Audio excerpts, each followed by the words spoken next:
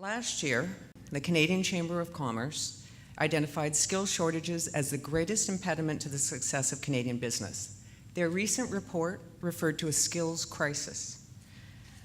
Now, thanks to common efforts from the Canadian and BC chambers, federal and provincial governments, regulatory bodies, and other business groups, the skills shortage is now on everyone's mind, including our newly re-elected Premier.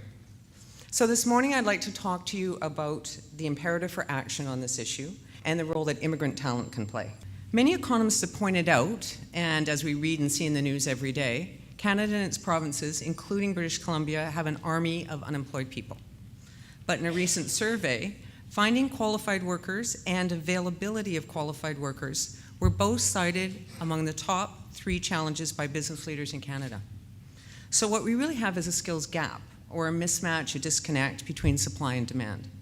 And this has been corroborated by a number of studies and researchers. Now, what are the other concerns among business leaders? Those of you in the room: productivity, innovation, competition, red tape, taxes. Skills and human capital development have a strategic role to play in all of these challenges. Here in Canada, demographic trends are causing the labor pool to get smaller as baby boomers retire and birth rates fall. This massive demographic shift is underway in many of the world's developed nations.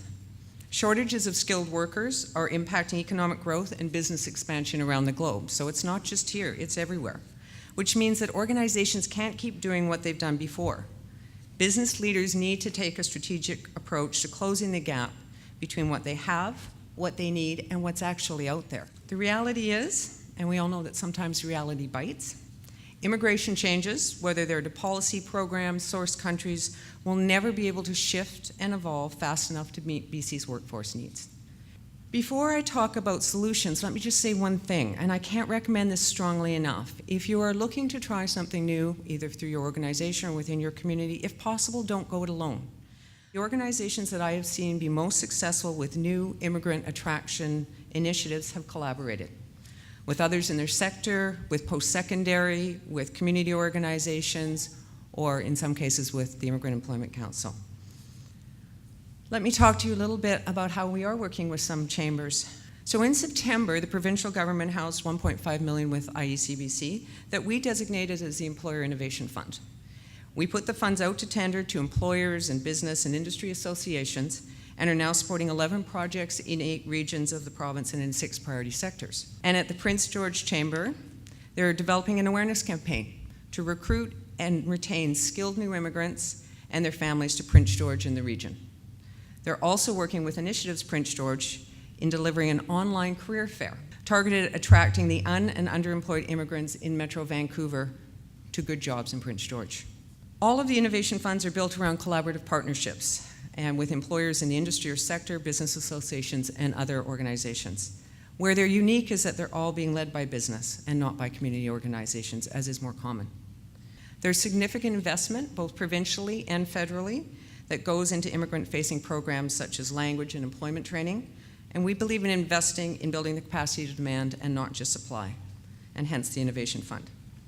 Now, in Prince George, the awareness campaign sprang actually from a full-day forum that was held last December, and this was held by the Chamber and Initiatives Prince George with some support from us. The forum was built on the success and learnings from a Leaders Summit on immigrant employment that we held last fall in Vancouver, and we brought together more than 100 employers and other stakeholders to share leading practices, discuss solutions, to leverage the immigrant talent pool, and to encourage new policies and programs that support connecting BC employers and skilled new Canadians. And we also now have, again developed with the BC Human Resources Management folks, an online tool that helps employers understand how to assess foreign credentials, one of the toughest things to do, language skills, and international education. So what can you do moving forward? Well, advocate, lobby, whatever you want to call it, to government to support new initiatives and innovative pilots to connect supply with demand. As a chamber, you can play a leadership role in working with other stakeholders, including post-secondary, regulators, and community organizations, to reduce some of the barriers both for your members and for immigrants. Connect with us at IEC-BC. We can help. Thank you.